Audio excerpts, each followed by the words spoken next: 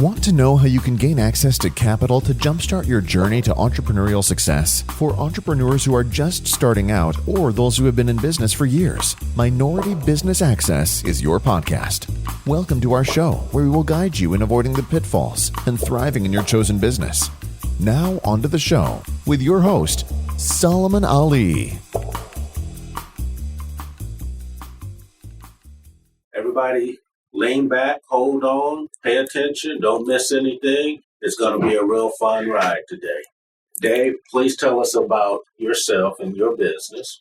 Yeah, so I'm from Ontario, Canada, and I was raised in agriculture. So my father started in the 80s buying up land.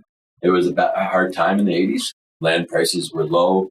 Farmers were having a hard time, and that's when he started buying land, was during those times, because he understood that everything has cycles and everything changes. And so he started buying land then, and I was in agriculture. But having 5 older brothers and not knowing my purpose in life and what I was supposed to do, most of us dropped out in grade 10, right? So that was the routine, right? And from there, I didn't enjoy going to work every day. I really didn't.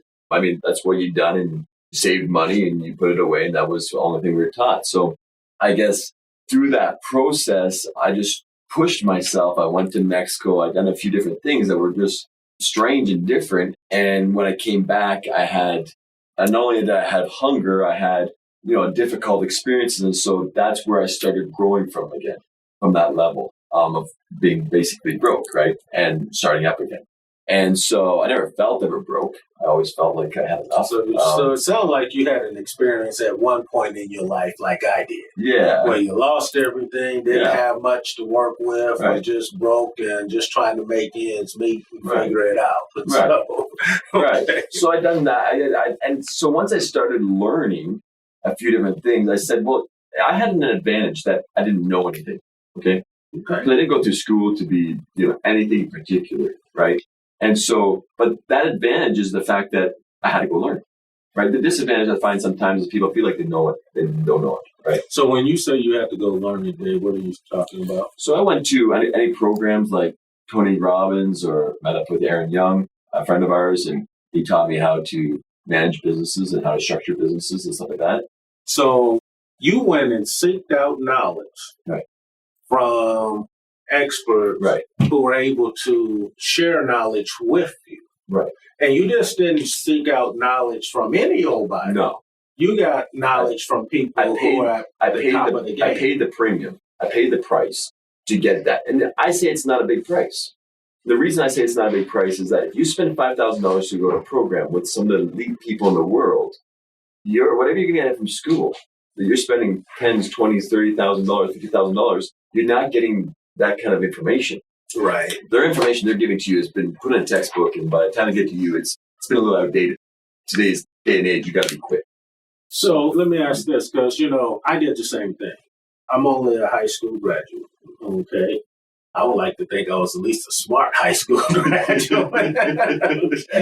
But I have no education after that. Everything after that was self-taught.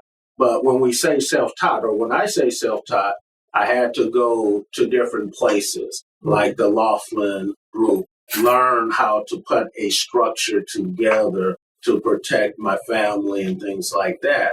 So, and it was costly, some of the different structures. Like one of the structures back in the day that I used was the Rockefeller structure. And I mean, I spent thousands and thousands of dollars, and people, I don't mean I spent a few thousand, I spent like 20, 30,000 back then just to get that Rockefeller structure and everything to do what they said it would do. So I would not own anything, but there would be a level of control through various contracts and things like that. And I can't articulate it.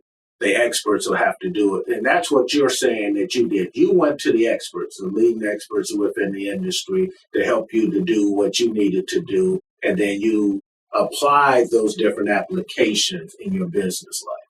Right. And again, you understand that I was taught to work hard, save my money, but I was never taught to make money, how to make money, right? And people say, well, it's not the same thing. No, it isn't the same thing, right? There's a difference between working hard and saving money. It's a very good foundation, right? But it's a very different thing to go make money. Okay. And, I think we always taught that, right? Go get a job, go work for somebody, be just over broke. And doing that, you might have a good career or whatever, and then you can retire and get a gold watch and still be broke. As an entrepreneur, you take a lot of risk. And how does that risk fare out with you? Has it been worth it thus far? Yeah, of course. And I would say always follow the money. That's a slogan I always say is follow the money, because there's two things. It's the cash that comes in, it's the investments, right? My dad was good at teaching us to invest our money. He was good at that. But again, he wasn't taught us to make money. I don't blame him for that. That's what he knew, right? Right. Okay. And so, yeah, in this day and age, you got to go out there and seek and find, because again, things are changing very, very quickly. All right. So let's get to the meat and potatoes. Yeah. So I guess if I were going to ask you is that, which I really don't have this very clear. So as I understand, you create public companies. You're going to have to give me that energy, man. No. See, I'm feeding off your energy, and you got me all down here. I need that energy. No. Give me that energy. No, I'm just wondering, the public companies, that's a business that you have been doing over the past, is going to people, helping them take their company that's successful, I imagine, right? And help them become public. Is that basically where you spend a lot of your time doing, or what is it? Well, Dave, what I do, man, first thing I would say is to everyone, look, you can go to SolomonRCAli.info, or you can look at, of course, if you're already looking at the podcast, MBA, Minority Business Access, you're already there. What I do is this, I consult. That's the first phase of it, is that a potential person like you that's looking to grow your business, I consult with you. I look at your historical financials. And when I say I'm speaking of my team and I. Why would I reach out to you in the first place? That's my question. Because you need money to grow your business. And because, but what if I don't need money to grow my business? What if I think that then don't waste your time and don't waste mine. Okay, that's just being simple. But there's a lot of people that say I need money to grow my business, but their business is actually a good business to grow. When you say good business to grow, what are you talking about? Well, there doesn't have good legs, it doesn't have good foundation, it doesn't have good potential, all that kind of stuff. So you're saying basically, is it profitable or could it be profitable pretty quickly? Right. Well, what I'm saying is that as far as my business is concerned, it's actually quite successful, right? Okay. And so I'm starting to understand, so don't get me wrong, I'm starting to understand this, that I have a lot more energy and drive and vision than what I'm getting as far as money coming in, right? It's successful, but I want to blow it up. I want to go a lot faster, a lot harder than I am. So let me ask this question, because you started out, why would someone come to me? Yeah, right. All right. I don't take companies public. Okay. What I do is I consult. I take historical numbers and I build a model. My team and I, we build a model. Now, that team consists of various people in the law field, in the accounting field, and other consultants, and we look at the structure. Mm-hmm. Then we look at what's the possibility, what is it that you're doing this for, why would you want to do this? So once that piece is done, and then I reach out to my network, of investors or banks and things of that nature, and I'll arrange the funding for your company. And then you make the decision on whether or not that funding is acceptable. So basically, I am going to introduce you to a private equity company. I'm going to introduce you to a bank. I'm going to introduce you to different parties, because you might want debt financing. You may not want equity financing. You might want venture capital funding. And so I'm going to introduce you to various people that fit the model.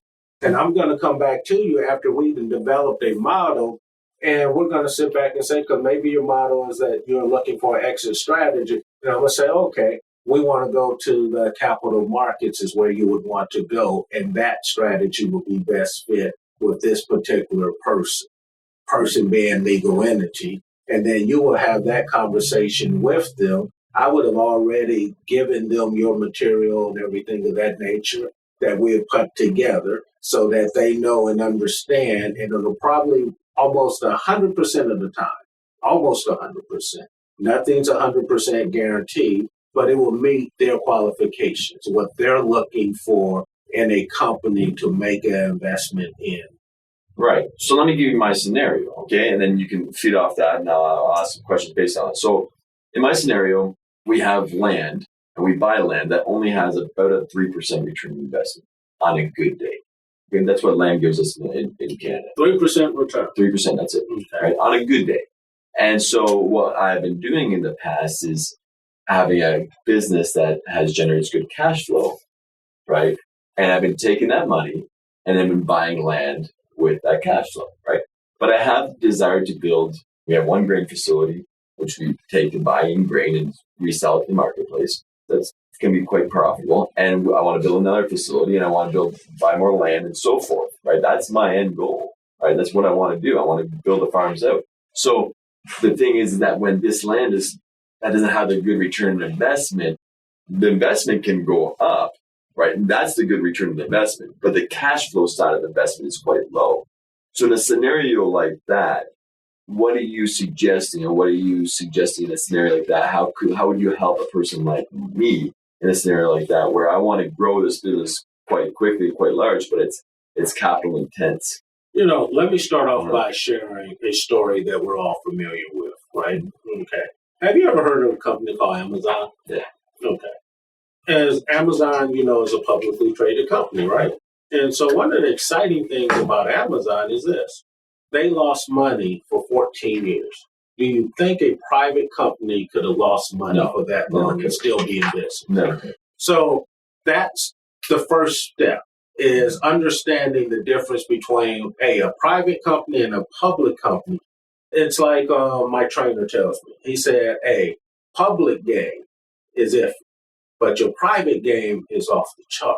And what that means is that you're constantly doing the work that's required. So when you show up for your public game, you're not going to always have a good game. But the majority of the times, it's going to be where it's supposed to, because you put the work in. And people are going to like the vision behind it. Is that the concept? Well, that's what you're going to, as a public company, it's completely, everything's transparent. So Right. you're going to share your books and your records. They're going to see the things that you do well. They're going to see the things that you do bad. Right. They're going to see where you need improvement at. Okay. Right. So you got to be comfortable there. But back to my Amazon story, right?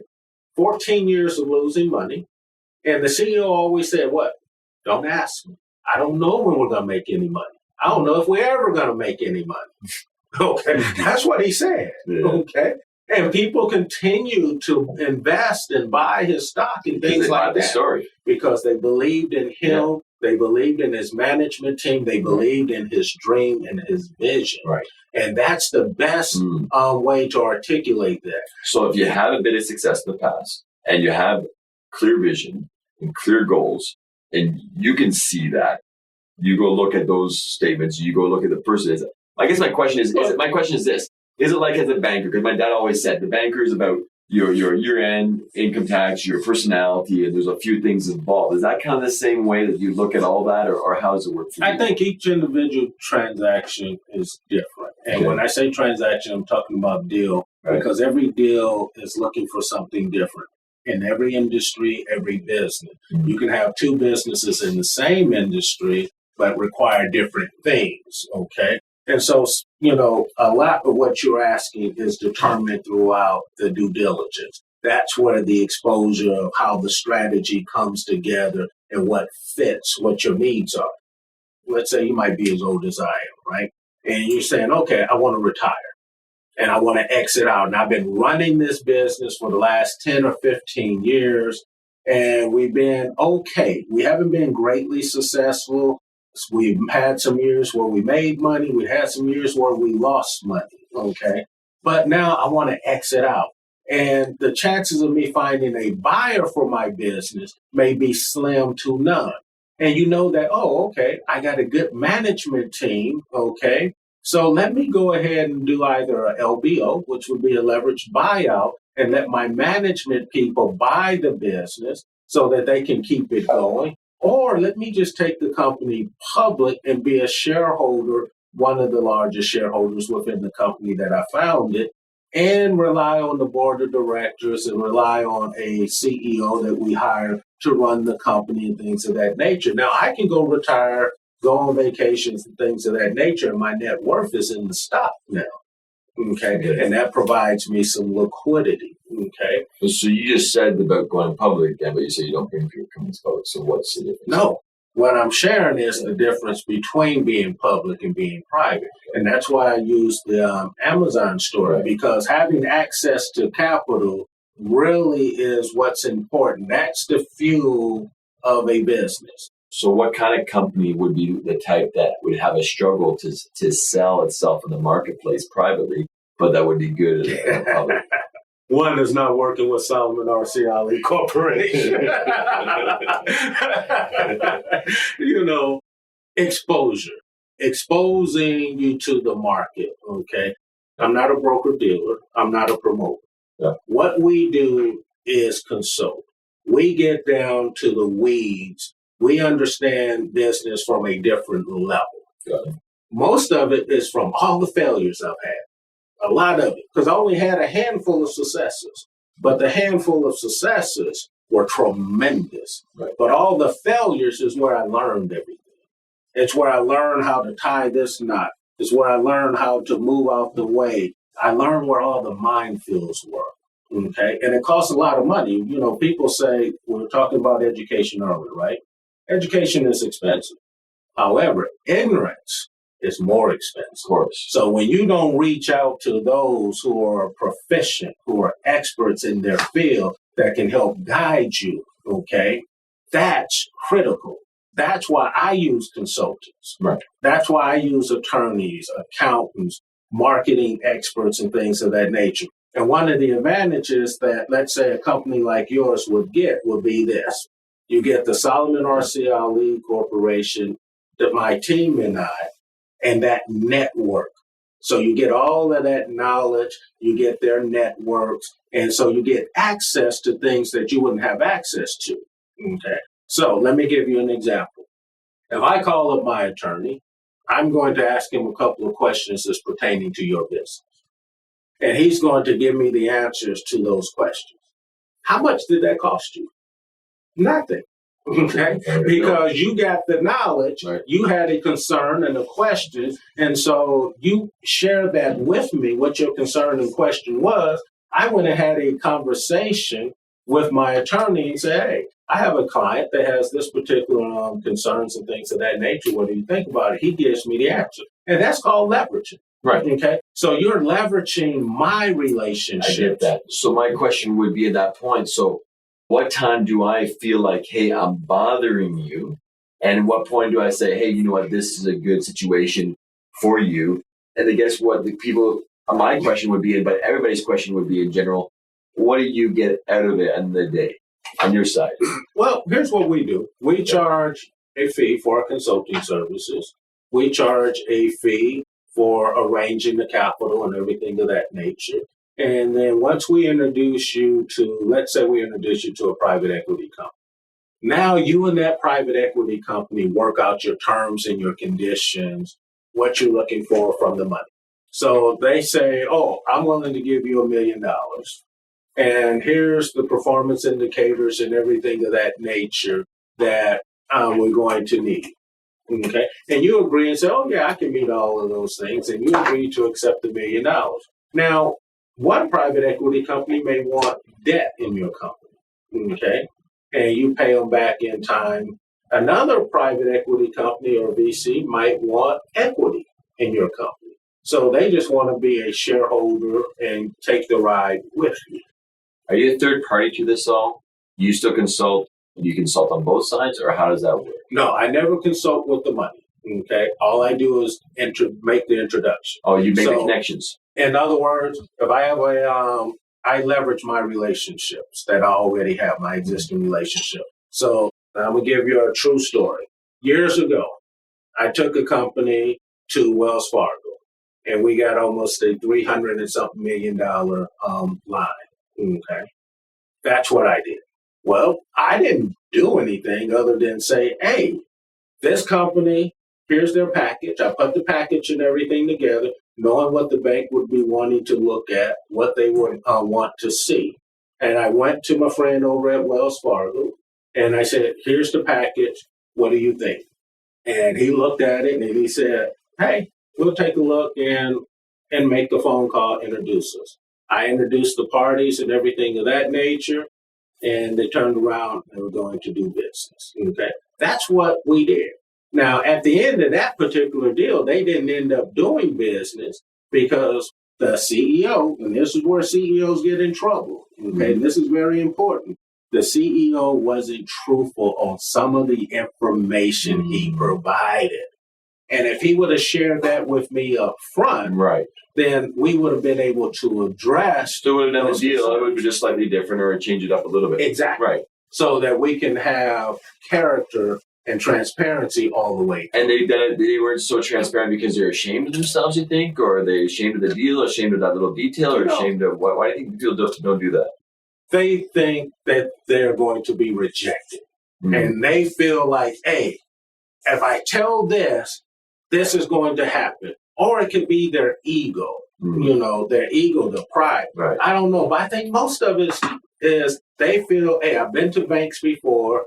Nobody's telling me yes. So I'm going to admit this information and I'm only going to share this, what I think is important. And see, when the moment they do that, they're not relying on their expert. Right. See, that's why we do the due diligence, so we can drill down, figure out exactly what is needed. And if you're truthful and honest, then we know how to address those things in a certain way and write the explanation to explain those things so the lender or the investors understand it. So, but when you don't share that information and you say, oh, no, we never had a problem or this or that, and they find out, all credibility is shot. No one wants to do this. And that's one of the largest mistakes that businesses make when they're seeking capital. Them and their management team, that is one of the largest mistakes they make. And that's why it's so important to use a consultant, to use experts who are proficient in what they do. Right. So do you have an ideal client? Oh, wow. Do I have an ideal client? My ideal client is a person that is not going to lie, cheat, or steal, and just do the work. See, because that's kind of my macho. That's kind of my saying, okay, is that you don't have to lie, cheat, or steal. But you do have to do the work. And see, a lot of people want to do fake it until they make it. No, you can't do that in business. You got to do the work.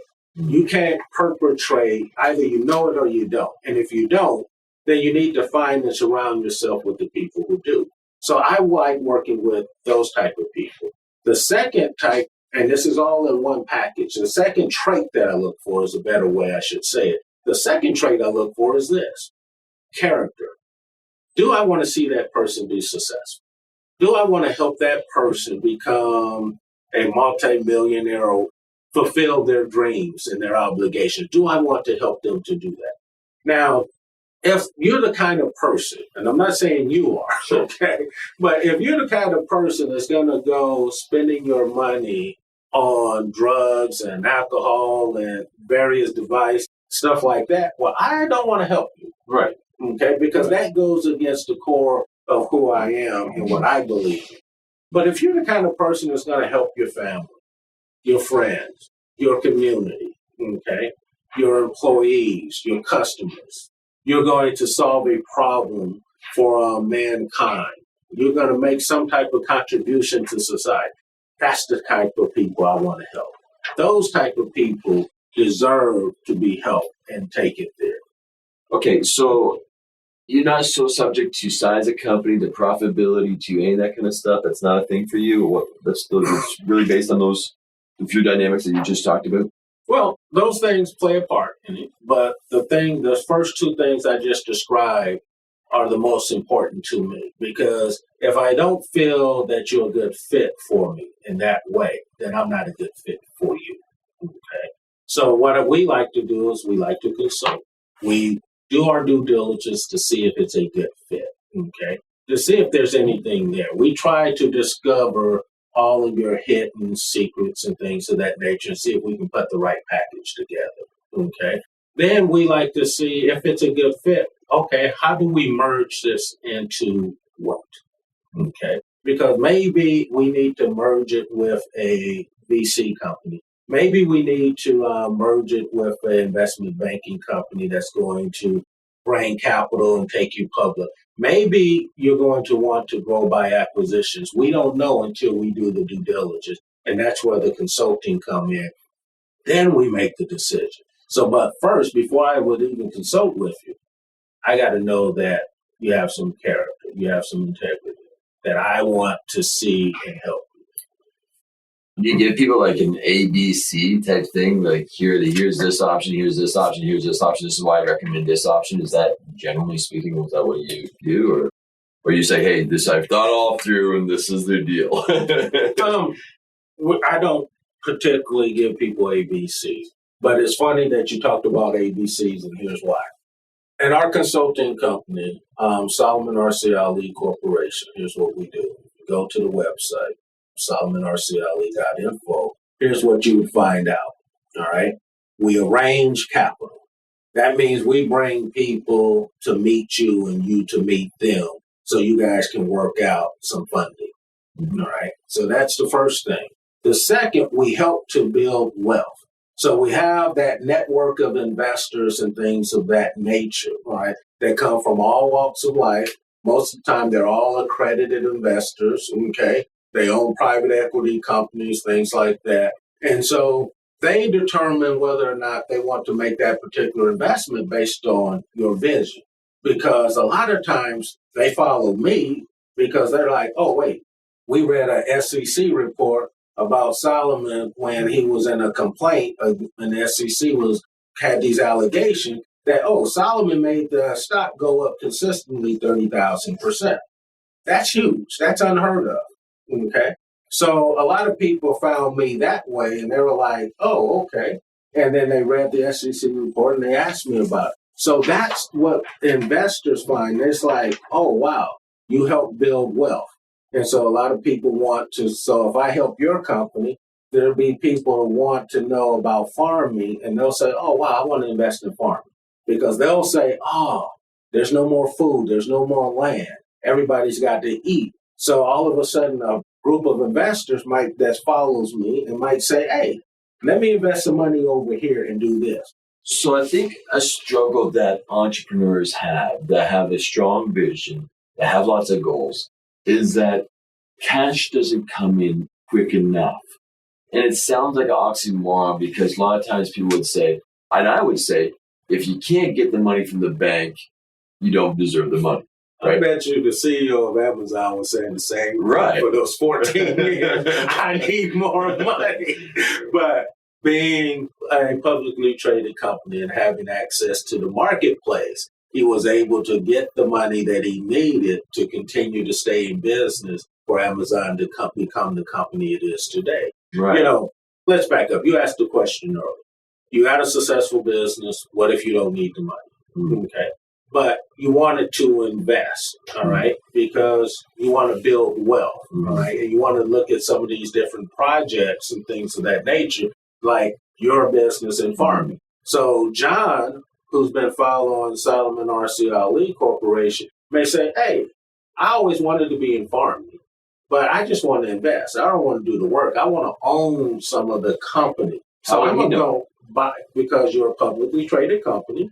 And so he's going to go in and buy some of your stock and everything of that nature. And he's bought into your dream. So now you are sharing a dream, and you have found someone else out there in your community. And what I mean, your community is not your local community, but your community. They believe in what you're doing and where you're going and all that like stuff. Right. So, and that community continues to grow and develop.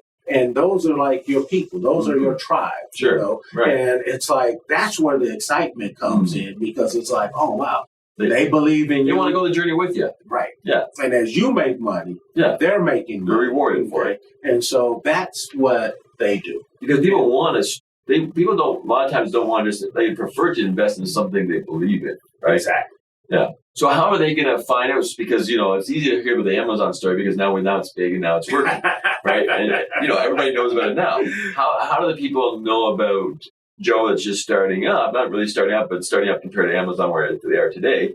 They're just starting up. They have the vision. They have the goal. They have a certain level of success in the past, and they are going public or whatever that transition is. How do they get to know about that? Well, normally the first people, it's always word of mouth. It always starts with family and friends, because more than likely you're going to allow your family and friends to participate in your company in the early stages at a discount to what the retail market is, what it will become. And then later it's like, oh, you got a Solomon R.C. Ali, and all of a sudden all of these followers, they're like, hey, I like Solomon. I saw him do this deal. I saw him do that deal. And everybody's like, oh, I want to be involved in that. And so let me go. He was just talking to this guy, Dave, and he was working and doing the consulting work on that company. Let me see if that company's gone public. Let me go do some research. Because, see, again, our team does all the research and all the due diligence. We have two different types of due diligence. We do what's called industry due diligence, and then we do the financial due diligence on the company to make sure, oh, wow, this makes sense. Who are the competitors within the industry? How can you compete with them? Is there a particular niche that you can find in the industry? Okay. And if we show that in all our due diligence, and then on the financial side, we show, oh, okay, the company was profitable the last 3 years. The company's projected to grow over the next few years based on this. So we show all that in our due diligence. But that due diligence is really for us to provide back to you, okay? And then you kind of share that with the world. But the people who read about Solomon, who know about Solomon, they sit back and say, hey, Dave, I want to invest in your company.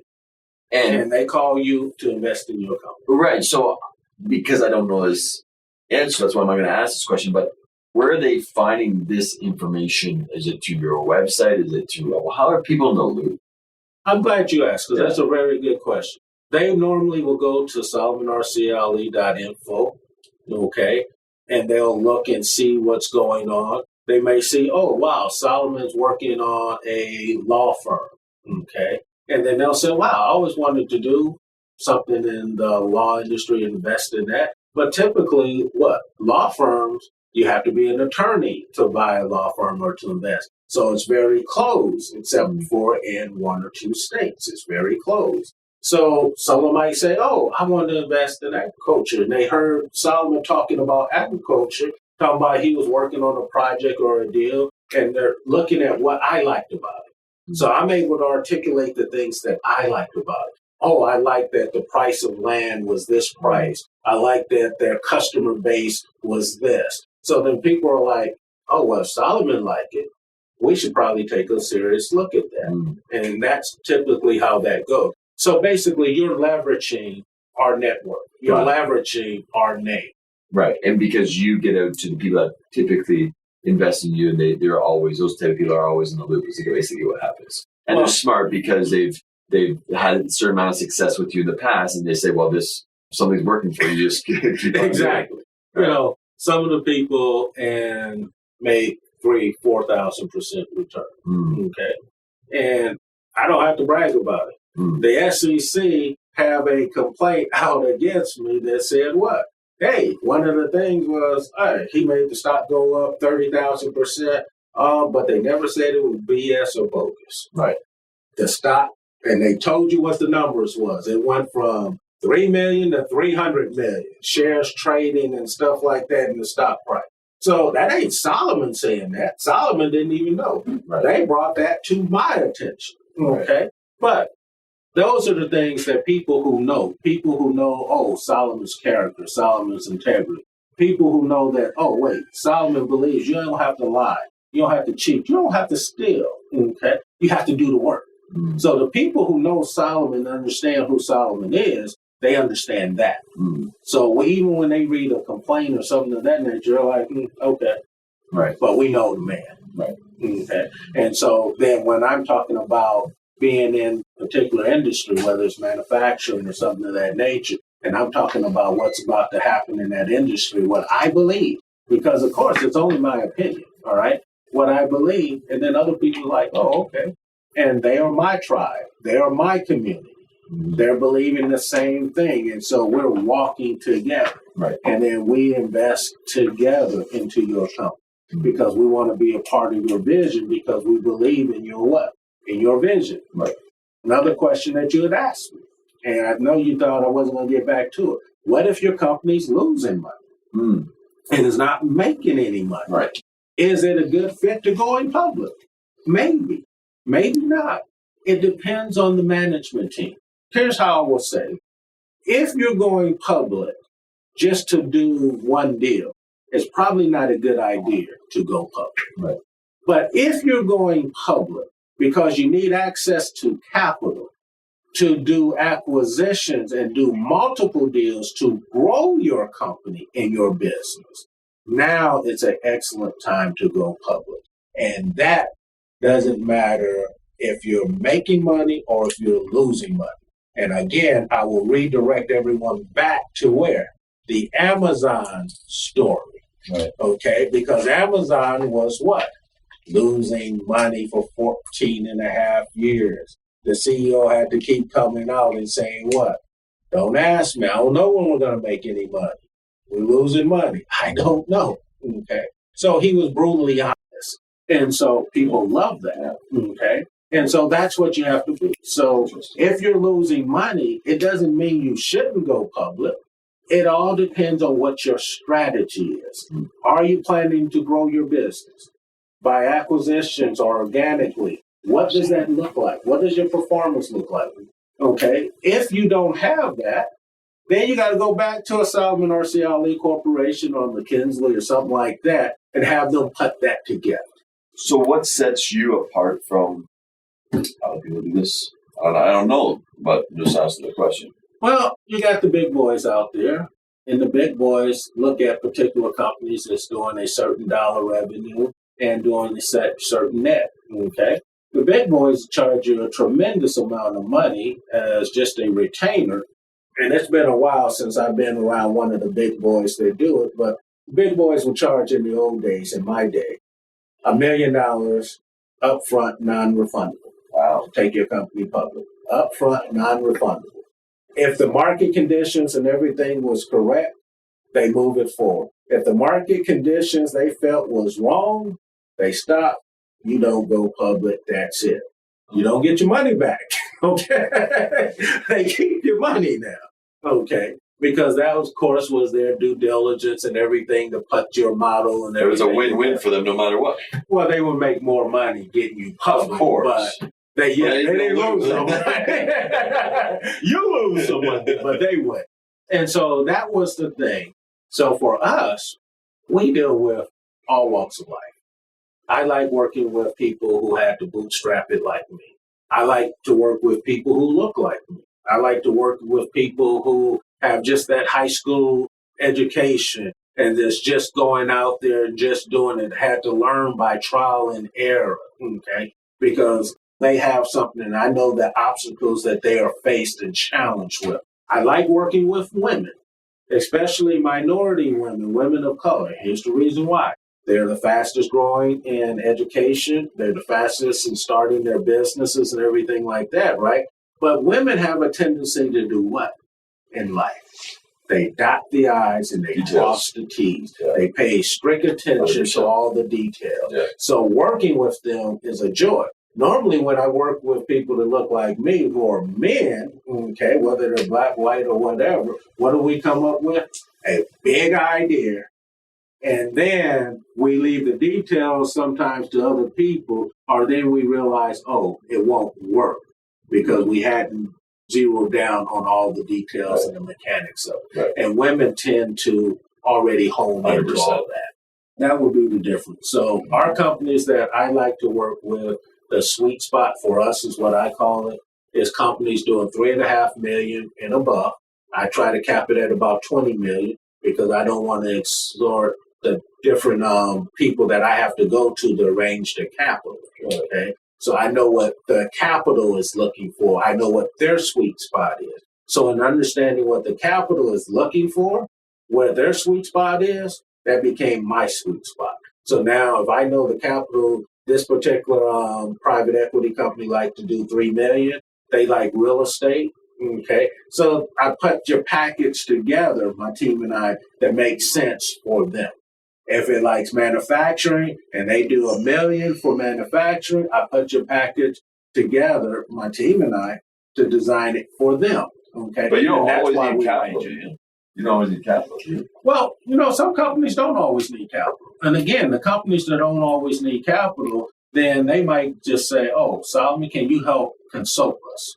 Can you help provide an exit strategy for down the future? Can you help to show us a better way of possibly building a mousetrap?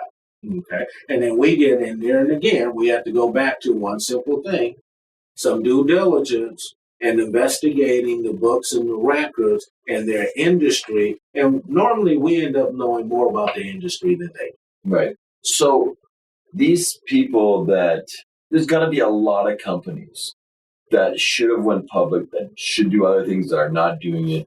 Well, what do you say, or how do you reach out to those people and say, hey, you should probably look at plan B or C of going public or any of that kind of stuff? So again, going back to that kind of question that always, if it was, try to look for that one comment I'm always looking for, like, this is the thing that you should be doing. And if you're not doing it, you're missing out on things.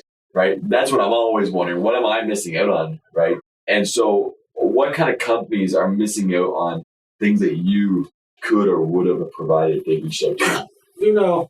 I'm a firm believer. When the student is ready, the teacher will appear. Okay.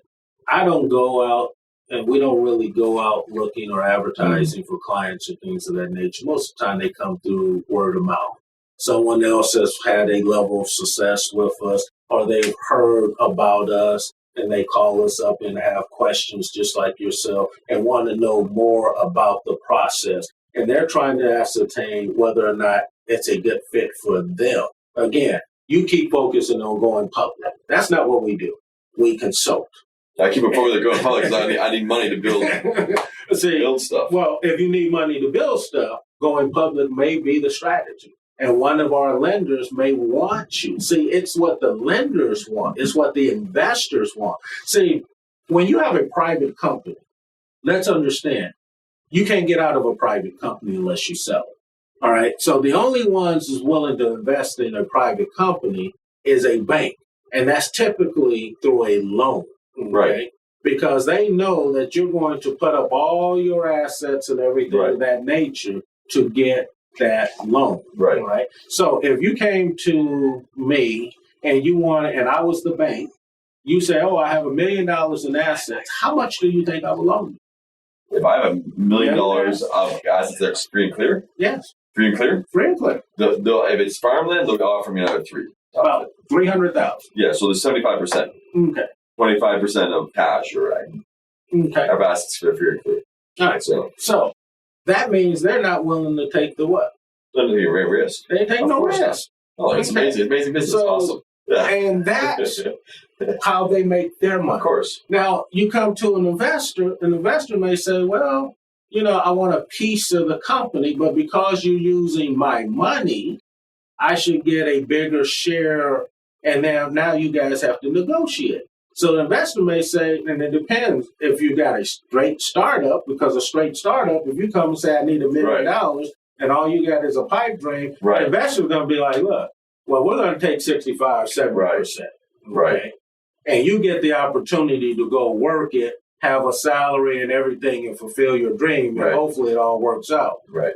And let's take a different scenario. If you're a business that's already established, that's making money, that's losing money in some years. Some years you make money, some years you lose money, right? And you say, oh, wow, I need $1 million. But the investor looks at it and says, oh, okay, well, yeah, there's some possibility here. It's like what you guys see on Shark Tank, right? Okay. And it's like what you see on Show Profit, right? Yeah. And now they can look at it and say, oh, okay, here's where I can invest and here's how much I can invest. Now, typically, a true investor is going to do pretty much what you said earlier. If it's $1 million asset, they're going to probably say, oh, I'll give you $250,000. I'll give you $300,000. Yeah. Because they know if they have to get rid of that asset, what are they going to do? They're going to have a quick fire sale. They're going to sell that $1 million asset for $500,000. They're going to still get their money back, and they're still making a profit. Yeah. Okay. And that's one of the key things that people, especially CEO entrepreneurs, have to understand. Okay. The investor is taking the risk because they're utilizing resources, money that has already been earned and made. The CEO and the business owner is asking for someone to buy into their dream, to their vision, something that may work, may not work. But when the investor buys into it, he's hoping like heck that it will work. Right. Because he don't want to come back in and take your assets and try to sell them off. Because then that means, yeah, he doubled his money in that situation, but he didn't share in the windfall if it would have worked, because he would have made thousands of percent versus just kind of doubling his money. Right. Okay. And that's the thing why most people don't get funded. That's why they don't get the capital they need. They don't understand what it is that they're asking of the investor, what it is they're asking of the private equity company. See, they'll come in and say, oh, I have $1 million in assets.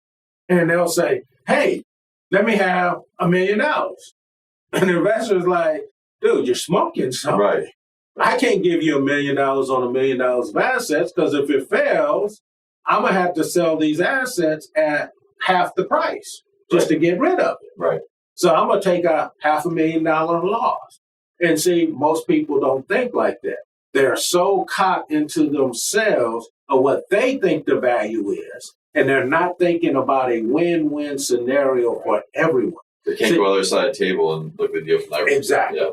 So going back to the public thing, going green company public, you say they have to have more nerve because, or more cojones, or whatever you want to say, because they're going to have to come up and have the vision, have all that vision, the direction, and be able to sell it and also execute it, correct?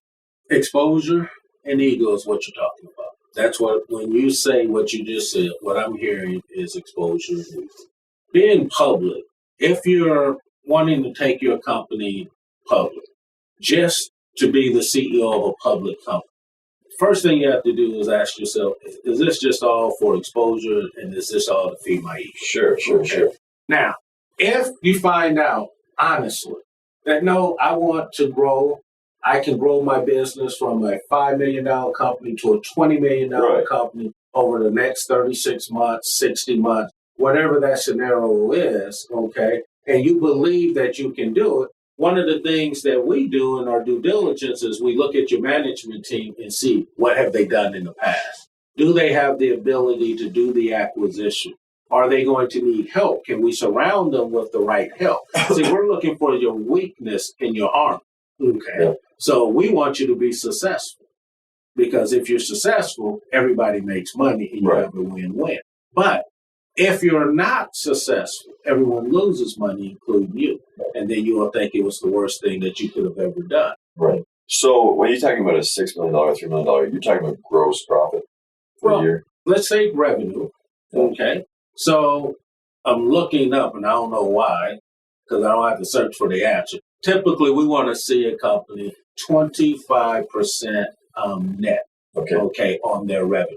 So now, that being said, we don't give a crap what the revenue amount is. It could be $3 million, it could be $5 million, it could be $20 million, all right? 25% net. So if it has that, now we know what we're working with. Now, it could be a company, all right?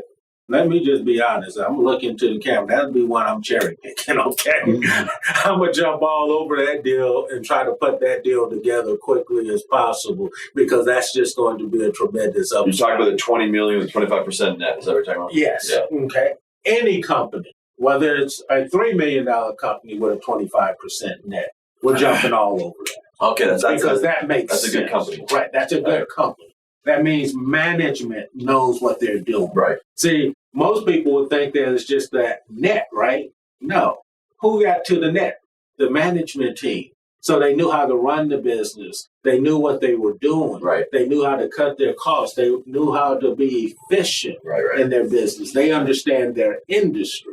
So that's why that makes sense. But most people will hear me say that. Oh, yeah, if you got a $3 million company or a $20 million company with a 25% net, They think it is all about the money. No, it's about the management team. It's about the people. And what you're looking at is being able to leverage that, basically, right? Taking that leverage out to do whatever the success that individual is looking for, that company's looking for. Well, here's what it's shown us.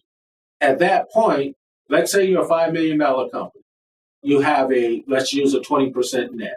$5 million company and revenue with a 20% net means you're bringing in $1 million. That's pretty good, right? Right.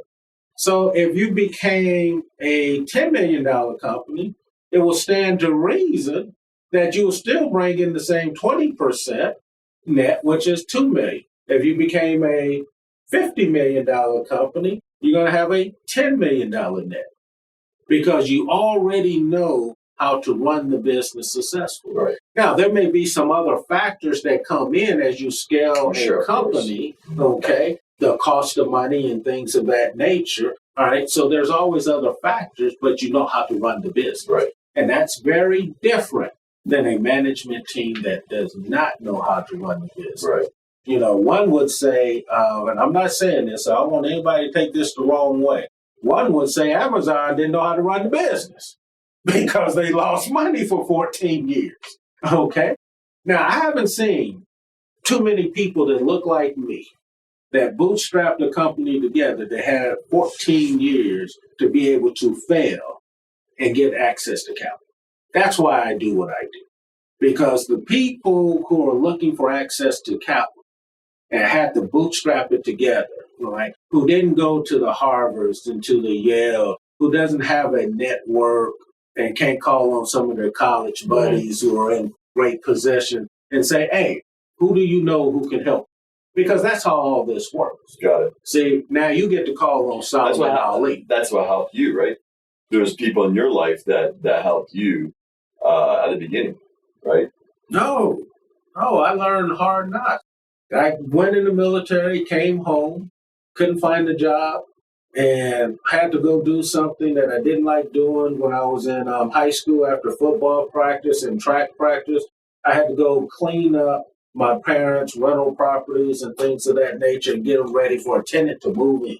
Yes. And all the other kids got to go play or put their feet up and play their video games or whatever it was, or hang out at the mall with their girlfriend. I had to go and clean up after some people. But there was a couple individuals that I remember you mentioning afterwards that you really respected because they believed in you, right? And is that kind of the same philosophy that you're using here at this point in time? That, hey, you bring your information. If I can read you, if I understand your character, understand your business, all that kind of stuff, I can be also that guy that can also find the contacts and the connections to help you get to the next level. And what you're talking about, because it sounds like you heard a couple of my stories, okay? What you're talking about is in my early days when I started that first maintenance company, I didn't know what accounts receivables were. I knew nothing really about this.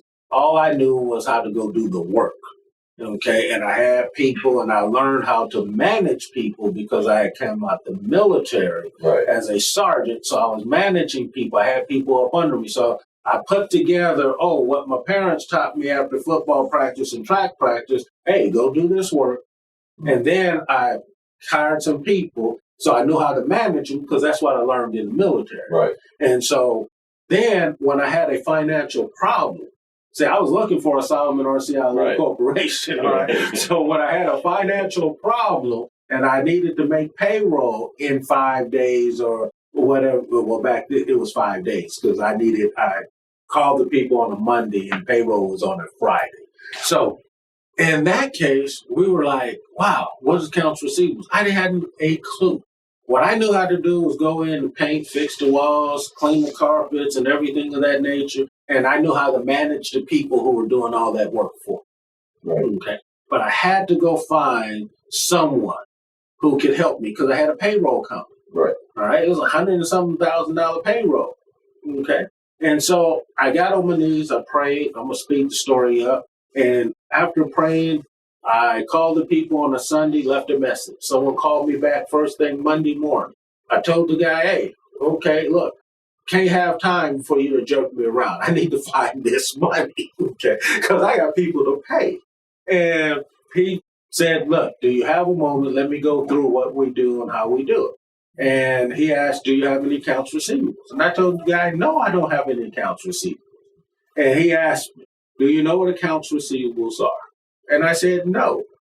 Okay, so I had to be humble and understand and be honest. Right. But see, this is why I tell CEOs and everybody, you got to be honest. Right. You don't have to lie, cheat, or steal, because people will help you when you're honest and you truly want the help. Right. And so he told me what it was. He said, if you can get down here, I may be able to help you. So I had to drive from San Bernardino, California to Orange County. And in going there, he helped me. He looked at everything, took about 2 hours, 2.5 hours. He looked at all the paperwork and everything like that.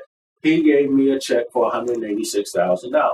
My accounts receivables were like $305,000. All right. And so everybody understand accounts receivable. So you're not like me, like I was when I was 21, 22. Accounts receivables are work that has been done and completed, and the people have signed off on it, and you're just waiting to be paid. Okay. Essentially, they have the invoice. So you got to send you the check. They just have to send the check. Okay. And so that's what accounts receivables were, and that was my first experience, and that's how I made my payroll. Okay. Because everybody understands this. When you're in business, especially doing business to business, you provide all the equipment, you provide all the inventory, you provide all the labor. Of course. Okay. So the company gets a 30-day float if they pay you in 30 days or 45. So that's what and sometimes they get a little late, then you have to pay and charge them a little extra, but they give you 60 days, 90 exactly. days. Okay. So then the next company that helped me was Lawson. Okay. And it's putting my structure together. Okay. So that I wouldn't bring the pain home. And then I found out within that structure, what financing looked like. Because now all of a sudden I had these multiple entities that fell up under a trust or this or that. And I learned, like, a lot of people you will hear say this, I made 6 figures. And I'm like, oh, wow, you paid a lot in taxes. Okay. So they get excited about that. Right. And I'm telling people, it's not about how much you make. It's about what you do with what you make. See, I'd rather make $30,000 a year and pay less in taxes, but control $1 million. So you understand what I'm saying? I'm controlling $1 million, but only made a $30,000. So in other words, if I had made the 6 figures, what's the tax on 6 figures? Roughly about what? 35%. Yeah, 35. Yeah. All right, so that's $35,000. Yeah. So they're bragging about they made 6 figures, but they paid Uncle Sam taxes for $35,000. They only took home $65,000. Right. Well, I only made $30,000, but I controlled $1 million. Which person you want to be? When you say that's control, what we teach. When you say control, what do you mean by that? Because my corporate businesses pay quite a bit in taxes. You can't really get away from that, can you? Well, legally you can. The objective is to pay your fair share in taxes. Not any tax avoidance or anything like that, but to pay your fair share in taxes. And how you do that is being structured and set up properly. That's why we have tax attorneys, okay? Right. So, one of the things President Trump said, he's a genius because he don't pay a whole lot of taxes. But he forgot to tell everybody. He had some experts that knew. Right. He didn't read all those tax books. No. His experts read those tax books and found those loopholes. And, people tease and say, well, he's not a billionaire. Who cares? Here's the thing. He controls what? A lot. A lot. And that's the key. Right. It's how much you control. Right. What are you passing on to your family? What's your legacy? Are you going to be the guy that's an entrepreneur and you're going to work and work and work and then drop dead?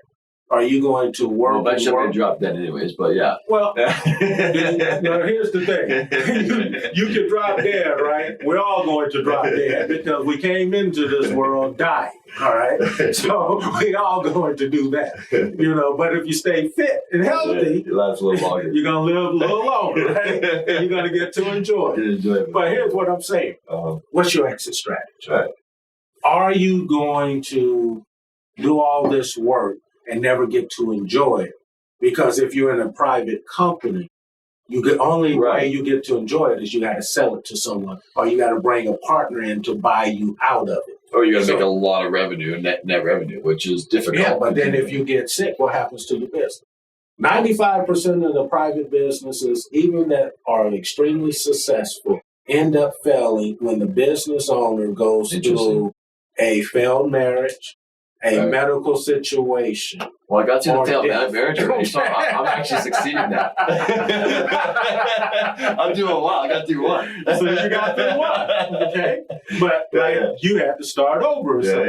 So when you start over, okay, how much ground have you lost? Oh, a lot. Where if you could have had everything set up in place, and that's what Solomon R.C. Ali does. That's what the corporation does. That's what my team and I do. We structure it so that, you avoid those minefields. You avoid those pitfalls. Makes sense. So we don't take companies public. We arrange the funding and the capital. Got it. You go and sit back and say, hey, I like this. I don't like this. I like these terms. I don't. Now, that's between you and the lender. Now, a lot of times the lender is not going to be real flexible, because they don't have to be. Okay, because they understand the value of their money. What they're bringing to you is worth, let's say if it's $1 million, it's worth $1 million, right? What you're bringing is a hope and a dream. You know, I'm going to pick on this complaint, right? This complaint that the SEC said. They said, well, Solomon, you failed to disclose. Okay, that's wrong. Okay, I didn't fail to disclose. I had no obligation to disclose legally. By state law, by federal law, none, because I didn't own and wasn't a part of stuff, right? Well, they felt like I did, because they felt like because you started something years ago, you were supposed to talk about it. How crazy is that? It's a regulatory issue that makes no sense. Why am I talking about a job I had years ago? Why am I talking about a company I had years ago? I'm not. That's crazy. Then when it's set up structured properly, you know, we had the best trust attorneys set our stuff up and give us a structure, right? The best, and help write it for the state and for the government. And all they did was gloss over. Now, here's what I'm talking about. When you're looking at what's going on in your life, you want to make sure your legal structure is correct. It's not about how much money you make. It's about not bringing the pain home. It's about making proper investments so that you can make an investment in the company and that it goes to your family, it goes to the friends, it goes to the charities and the things of that nature you want it to go. That's what you're supposed to be doing. You're supposed to be looking at what's your exit strategy so that when that day comes that you can't work. Like I'm at an age now where I got to go take care of my parents, right? So in going to take care of my parents, that means I got to remove myself somewhat, right? Okay? And that means my thinking might not be always right on because I may not be focused because I haven't taken care of them. But when you have a public company, you're surrounded by a good, solid management team that can drive your business forward even in your absence. So you can't do that with a private company. So why can you get a good management team? Because you have the connections to people that know how to put management teams together? Dave, I'm glad you asked. Okay, that's an excellent question. The reason you can get a good management team is because you can give them stock incentives. You can give them bonuses. You can give them profit sharing in the company so that they can participate in the success of the business. So I have a good question here now. Okay, all of them be good. So the question I have is that, and you'd never recommend starting a business from scratch? No. Right. Starting a business from scratch makes no economic or business sense. Find a business that you can buy. You can go to the bank, put down 10, 20, 30, 40%, let the bank finance the rest. The business itself you're looking to buy should be able to service the debt that you're taking on, okay, and it will help you to qualify. Point blank. Now, whatever my dream is, I may want to implement these microphones into that business as a new product line. So now I have my infrastructure and everything and all set up. But a lot of businesses actually don't like their infrastructure. You don't like it, then go buy it and change it. It's cheaper. The cost that you will spend starting a business from scratch is typically 2.5 times than just buying a business. It's 2.5 times. So if that business is going to cost you $500,000, you're going to spend about $1.5 million trying to figure it out, starting from scratch, where you can just go buy that business and be done with it. Okay. So then, plus your return on investment side. Right, everything's quicker. Okay. So let me say I have this manufacturing company, and I'm not, my strength is not engineering. It's obviously marketing and sales and that kind of stuff. If I wanted to do something with that engineering team and have them part of the return on investment, because I think it's really important that that team, because it's really the people that come up with the new designs and all that kind of stuff. Is there a way of doing it through what you're just talking about, where they're motivated somehow? Oh, absolutely. Yeah, that's profit sharing. But that doesn't stop, and it's making a lot of topic, but that doesn't stop you from hiring and firing certain individuals in the organization? Not at all. Okay, that money stays in that division of the organization. Yes. Okay. Not at all. Right. And the exciting thing about it is that only happens when a company goes public, or you can do that ahead of time? Well, you can do it ahead of time, but most employees won't find any value in it because it's a privately held company. It's not. So it's not trading. There's no liquidity. There's no market for your stock. So it's of no value to it. It's wallpaper. Right. It can be something that's pretty sound by the time it goes public. It can be well aware of it and stuff. So, right. Yeah. That's cool. So I think in this process, as we go along, we may have to do this 1 or 2 more times. As I get on the journey, I'll get along this journey, I'll probably have a whole bunch of more questions. Well, let me ask you some questions. Why do you need capital? So why do I need capital? I have goals in the agriculture community that's bigger than my pocketbook. And so first when I started, my first farm was actually by borrowing enough money from my brother for the 25% down. That's how I bought my first farm. Okay. So I had no money the first farm. When I came back, I started over again. So now I'm in a situation with my brother that had pretty deep pockets. He's on a different journey in life. So I have these visions and goals that I have that he no longer wants to be part of, my brother. And he has pretty deep pockets. And I'm always pushing myself, right? Next thing. And the things that I want to invest in, like farmland, like grain facilities for buying and selling grain, those areas, they're capital intense projects. Okay, so is these things that you want to invest in for the business or for your personal?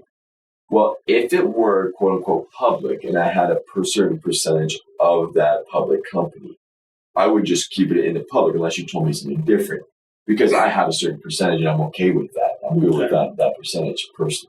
I'm good either way as long as I know that I always say all boats float together, right? As long as I know I'm rising with the tide, I'm happy, right? So that's how I look at it. I wouldn't care either way personally. I just have these visions, I have these goals that I want to hit. I know there's opportunity out there. And so let me see if I understand you correctly, Dave. You want capital, okay, and you believe being public will help you to get capital. Yes. But you want the capital, I understand, to grow your business. Well, my one business is cash flow rich, and the expansion is more difficult because it's based on cities and locations, right? Okay, so we're talking the logistics. Logistics is more intense logistically. And can it grow? Yes, but its capability of growing that part of the division will be slower. And so that's why I'm going more to retail and so forth. Okay. It still has the capacity of, So what do you need the money for? Because I want to go buy the land. You want to go buy I want to buy land. I want to own a lot of land. I want to own elevators, grain elevators. I'm huge in agricultural service. So if you're a farmer, I'll look after fertilizer for you. I'll look after buying your grain. I'll do all that kind of stuff. The land is still, I really believe, is a strong portion of just an investment side. Again, it's the cash flow and investment side. What you're telling me is you need capital to grow your business. Yes or no? Okay. Yes. So you need capital to grow your business. Yes. All right. Why not go to a bank or a private equity company? Why not go to the bank or private equity? Because I'm getting maxed out. Okay. As I explained, I think at the beginning, was that if I buy a piece of property, it's going to have a 2 to 3% return on investment. Okay. Right. And so it doesn't take too long to the point that you might have a good investment. Okay. You might have good investments, but the cash return on these investments are not big enough to float the loans. So it can't service the debt. Right. Okay. Even though they're good investments, they're not servicing the debt. I understand that. Right. So that's why you don't go to a bank. Well, what about taking on just private investors, things of that? Because they'll take enough money that they'll wipe out the cash. They'll make profit. They'll eat up all your profits. All the profit. Okay. Done. Yes. So you've just answered your own question. That is the reason you come to a Solomon R.C. Ali Corporation, is for us to do the due diligence, Right. put a model together, Right. and then help arrange capital for you. Right. Okay. And because we have people who follow us, who are looking to build personal wealth, things of that nature, they invest into companies like yours and sharing the vision and the up. Right. As you have said, all boats rise together. Right. Okay. So I think that's how you say it. Yeah. All Okay. ships right together. Yeah. So that way everyone wins. Right. Okay. Right. And that you get to leverage our network. Right. You get to leverage our experience. Right. You get to leverage our talent. Right. Because this land might not make much money in the next few years, but if it's worth $6,000-7,000 a day, if it's worth $12,000, 10 years from now, that's where the profits make. Oh no! Trust me, I understand multiple different industries, and so what I would say, and I'm saying this totally without seeing anything, totally without doing any due diligence or research on what it is that you're looking for. I would sit back and say, okay, we will put a package together. I would introduce you to a private equity company. That private equity company will make an investment. You guys would agree on your terms and everything. More than likely, it's going to be the terms of the private equity company, and they're going to probably bring you maybe two. One may say, hey, we're going to want 60% of your company, okay? One may say, okay, we're going to want 25% of your company, but we're going to provide you with a line of credit, okay? In both scenarios, they're going to give you what's called, Lord, it's escaping me, but I'm calling right now performance indicators. Oh, it's financial covenants. Both of them are going to give you financial covenants that you must be keeping with and milestones and things of that nature. Okay. That's how it works.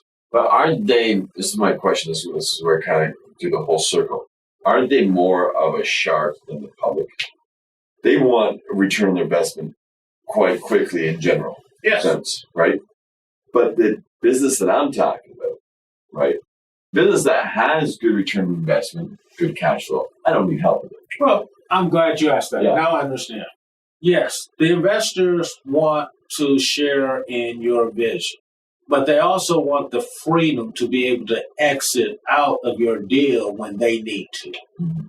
It's not a time limit. It's not like somebody saying, oh, I'm getting out tomorrow. They just want the freedom to be able to exit when they want to. And that, again, is the difference between a private company. If they invest in a private company, they cannot exit when they need to or wish. In a public company, they would be able to exit out. Okay, that's what I'm trying to understand. So we're talking the same thing. I just wasn't understanding was that they had the flexibility. That's what I like, is that they have the flexibility of exiting and entering as it please. And the neat thing, if it's equity money, it's nothing to repay back. You're just giving up small, well, you may be giving up ownership. It could be large, it could be small, but you're giving up ownership. If it's debt money, okay, you're not giving up any ownership. What you're giving up is you're dragging your books down because you have this big liability showing and weighing on your financial statements, okay, until you pay it off. So, of course, you have to pay it off with the cash flow and things of that nature. Or you may have to bring in some more equity money to pay off that debt. One of the questions there is, how do I, as a person that is interested in what your services and that kind of stuff, how do we get in touch with you? How do we find you out? How do we get to know about you? Send us a smoke signal. You will reach us at SolomonRCAli.info. Again, that's SolomonRCAli.info. The other thing you can do is go to our podcast and kind of look at that and get yourself familiar with some of the things we do at Minority Business Access. And we also have a book, or I have a book coming out in late 2021. Oh, cool. Good for you. Yeah, it's going to be, it's a must read, man. All right. It's a must read. So you putting that one together? Yes, we're going to put a book out to kind of help people to go through all the minefields so that they can make decisions a little faster and know exactly what decisions they need to make and understand why. Absolutely. So what percentage of your customers come from word of mouth versus other social I media? don't know. No. I have no clue. When I say I'm so far removed from all that, the people do what they do, and I do what I do, and that's trying to figure out, hey, do we want to help this particular person? Right. And here's the reasons why. Now, the question is this: can we help? Yes, we can help. We got to like the people, though. And the people got to like us. It's got to be a good fit.